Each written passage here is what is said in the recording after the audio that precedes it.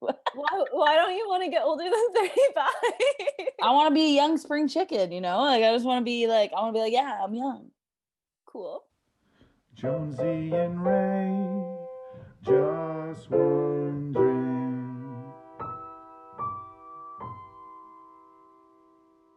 Welcome back to Just Wondering podcast, where we will surprise each other with whatever topics come to mind. We literally know nothing and have made a rule to never research before recording. So buckle up. We're your hosts. I'm Jones. And I'm Ray. And Jones, I was just wondering about aging. Aging. We're all doing it. It's happening right now. This second, Yeah. this moment to every human. So congratulations on aging. I don't like it. You don't like it? Not anymore. I'm like, I could stay in my late 20s forever. Early 30s is great. Yeah, I think it's like pretty similar. Like I don't want to go like past 35. Maybe I'll feel different when I get there, but pretty happy with where I am. Why don't you want to get older than 35? I want to be a young spring chicken, Like I just want to be like, yeah, I'm young. Cool. Like I know that's not how things work. I know that I will continue to age. I think you're gonna like it. All right, well, we'll see. I also just know like I'm gonna wrinkle so bad, except we're gonna get Botox, so we're gonna get Botox, yes. So probably not. And I have bad joints already, and like I just like it's just gonna progressively like get worse. Yeah. Thinking about the logistics. Yeah, I started thinking about that, I think around 25. And I started working out quite a bit at age 25 in preparation, because I don't want to be 65 and not be able to climb a set of stairs or something, right? Like I saw two of my grandparents, like one of them was very physically fit and he got Alzheimer's. So his brain deteriorated, but physically he was able to do a lot of things. And then I saw another grandparent who mostly had her wits about her and then physically wasn't able to do much and found it very frustrating that she lost a lot of independence. So I was like, you know what? Like, I should just get my body ready for this. So I was like, okay, I could get there. But losing your mind as well will be very tough.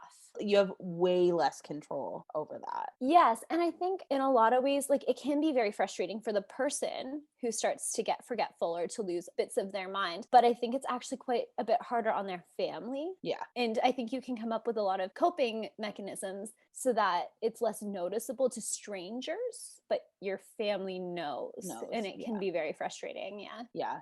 Aging is super hard. And like when those sort of things happen, it is very hard. I like to live to be 112. Why? So I can live in 3 centuries. That is a really good reason to. And you wouldn't even have to live that long. Yeah, I would only need to live to 108. That's so lucky. Yeah. That's so much easier. Okay, that's a goal. I only have 70 years to go. No, 80 years to go. I don't know. I didn't actually do the math. I just know that every time I have a birthday, I'm like, okay, I'm closer to 112. Things are going okay. So far, no complaints.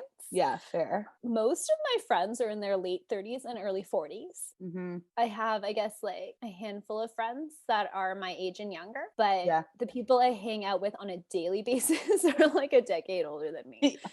I also have a lot of friends in their 60s. Yeah, you have a very interesting range of friends. Yeah, and I think that it's made me feel a lot better about aging. That makes sense. Because my friends who I went to high school with, the ones that have the first birthdays out of the friend group, get stressed. They're like, oh God, we're getting older. But like, I'm always like preparing myself. Like right now, I'm like, I think I'm turning 33. So then when I turn 33, I'm like, okay, I'm turning 34. So I'm always like a year ahead. That's so interesting. I don't do that. Do you still count half years? Half, like my half birthday? You know, when you're 7 and then you're 7.5 and then you're 8.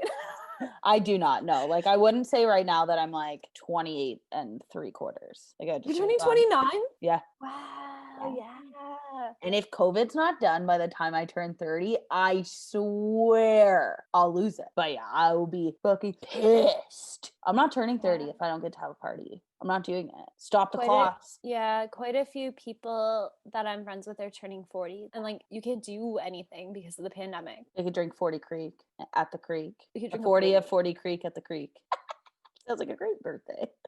I would not be able to drink a 40 Greek. I think the weirdest thing is that about aging, not about birthdays, but I looked really young for a long time. Like up until I was like 25, I got ID'd everywhere. I got ID'd when I did everything. Everyone was like, you look like you're 18. And then I was like, I turned 26 and people were like, you look like you're 40. You And I was do like, not.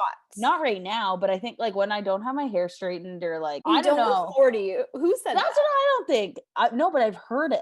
Or like so one time when I was like 22, someone asked me if I was Alex's mom, and Alex is 4 years older than me. It's like I don't feel like I look that old, but I definitely like I looked really young, and now I feel like I look my age. Like I feel like between like late 20s, early 30s. I think I also look like I'm in my late 20s.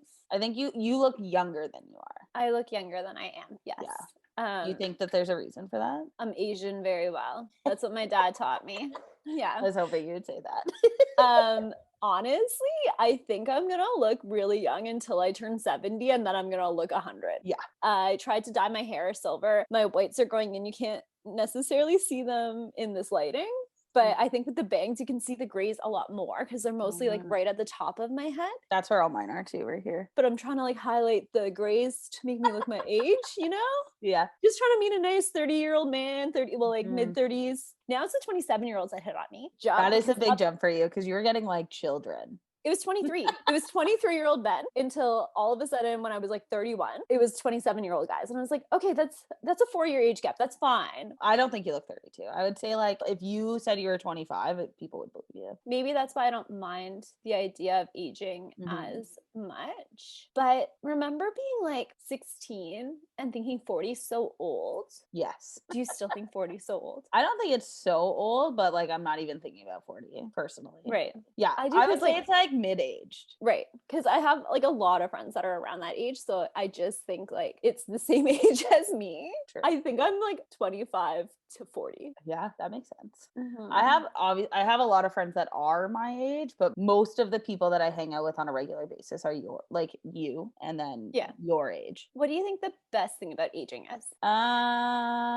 Well, the best thing about aging when I became an adult was that I got to make my own rules for my life. I mean, within the law, but or as long as you don't get caught. Exactly. Yes. Catch me. Yeah, I think that the best part about aging really is when you sort of get to your like mid 20s and then people start to respect you as an adult, like especially like in the working world and things like that. Like even now, like when I'm at work, people are like, "Oh, you're so young," and I'm like, "I've been working for fucking 100 years. I think feels like forever, but." Yeah, I think the respect, and I think just like being able to do more things, like you get more freedoms. That was, I think, the best part of aging. Yeah. Going forward, I think that another plus side of aging will be like the ability to not get pregnant, like never have to worry about that. Like that'll be a pretty good part of aging. Oh, so you're looking forward to menopause. Yeah, because then I'm like, well, Right. then I never have to worry.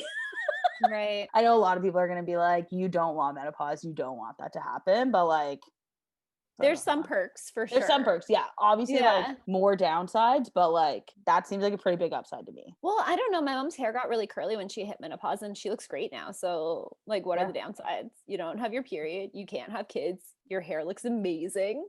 Yeah, You get hot flashes. I already have that. Same. So, I like, sweat all the time.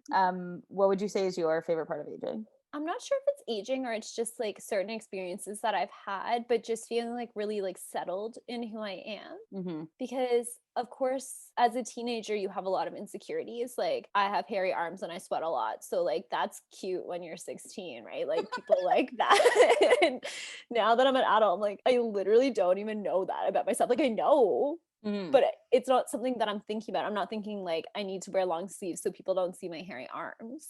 I would never have been like, you have hairy arms. When I was in grade 6, a boy was like, your arms are really hairy, you should shave them. And I literally went home and shaved them because I was so insecure. And then I just wore long sleeves because I was worried that people would then notice that I shaved my arms, you know? Yeah. And now I'm like, you just let it grow out. You just have hairy arms. Like that's just a reality. Just hairy arms. But it doesn't matter, right? It's like realizing all the things that you were so hung up about when you were younger aren't important.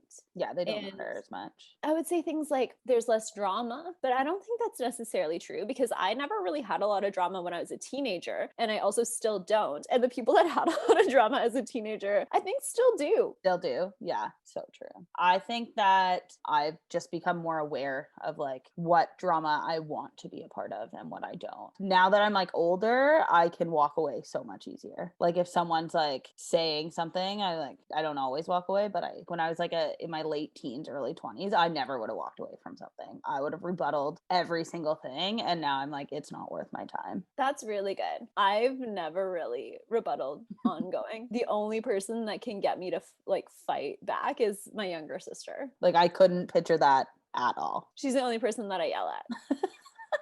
I've seen you like kind of yell at your dad, so I use big attitude with my dad. yeah. Not maybe like not yell, but like the equivalent of how other people might yell. Because you're not like a yeller, you're like an attituder. The yelling is implied. Yeah. But no, honestly, like probably now that you mentioned that, the biggest thing that I've learned in aging is being really grateful for my family and my parents. Because when I was a teenager, I wanted more freedom. Yeah. And in retrospect, they were very fair. They had good rules, but they always left room for discussion. That makes sense. And so I grew up with parents that really respected listening to my voice, and what was important to me is something that has come out of aging and being out of that emotional turmoil, which is adolescence and hormone changes and all of these things. It's like now I'm settled and can really look back and appreciate my upbringing.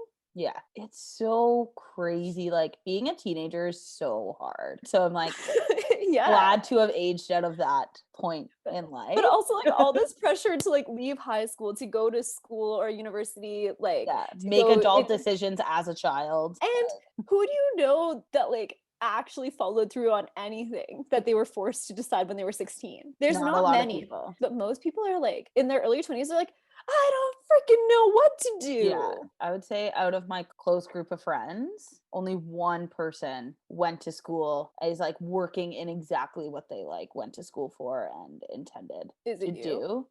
No, yeah, but I didn't go back to school until I was in my 20s. I also did by accident. Yeah, you thought behavioral analysis was gonna get you to be like a criminal minds expert. Yeah, I had no idea, and I was like, well, I already paid and I already dropped out of school before, so here I am, and I'm still here 8 years later. So definitely like looking at it now, I would have picked a much more like stable, lucrative career. Right. Because they always tell you like, pick something you love. Don't pick it for the money. Don't fucking listen. Yeah. Don't listen. Okay, but like my life is great because I did exactly that. Sometimes not if you want to drive, not if you want to be a driver. True, but I can borrow cars. Yeah, but it's not the same.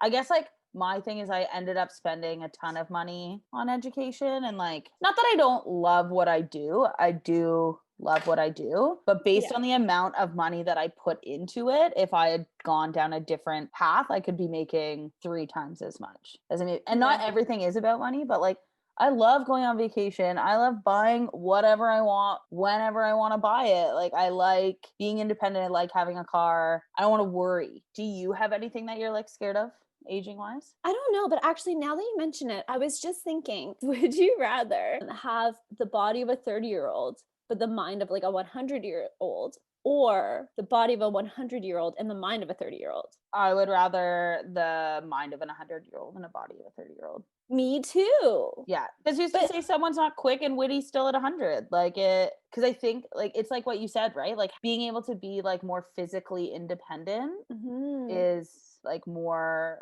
likely more beneficial to you and the people around you. And like some people at 100 are completely like fine, just very, very knowledgeable, lots of wisdom. Exactly. But I'm thinking not every 30-year-old has like a strong, healthy body. Yeah, like I'm almost 30, and I wouldn't say that I have an ideal body that someone would want to have, but I still think that the likelihood of like your body working better and more independently at 30 is higher than at 100. Whatever your body is, but like at age 30. So whether you be 45, like if you wanted to go back and have like your 30-year-old body, it's like the body that you already exist in at age 30 with your 100-year-old mind, or vice versa. I would imagine my body's better at 30 than it will be at 100. I think mine is too. But like, for example, Dave has zero memory, right? Mhm. He already, like, he has to make notes about everything at all times. So it's possible, because I don't think he's going to look bad when he's 100 either. No. He might want to have his 30-year-old mind when he's 100. Let's ask him. Hello, Dave. Definitely interesting. I'd love to know what you guys would like to do. Would you rather have a 30-year-old your 30-year-old body and an 100-year-old mind, or an 100-year-old body and a 30-year-old mind? Jones, I was just wondering, what are you drinking today? Today I am drinking this. It's called Brew Aid Home Advantage. It's a crisp, clean, crushable lager. I bought it because it had hockey players on it, and I really like hockey, and hockey starts this week. What are you drinking, Ray? Classic Canuck. Ooh, I almost had a Canuck today. Cheers. Cheers. So you guys, if you wanted to let us know about what the best and worst parts of aging are in your experience, worries that you have, or like things you're excited about aging, that'd be awesome. Please answer our would you rather question. Follow us on Instagram at just.wondering.podcast. You can email us at justwonderingpodcast.ray@gmail.com, and subscribe to our YouTube channel and watch our videos. You can also comment on the video as well. Thanks for listening. Peace. Bye. Yeah, I started thinking about that. I have a bubble in my throat.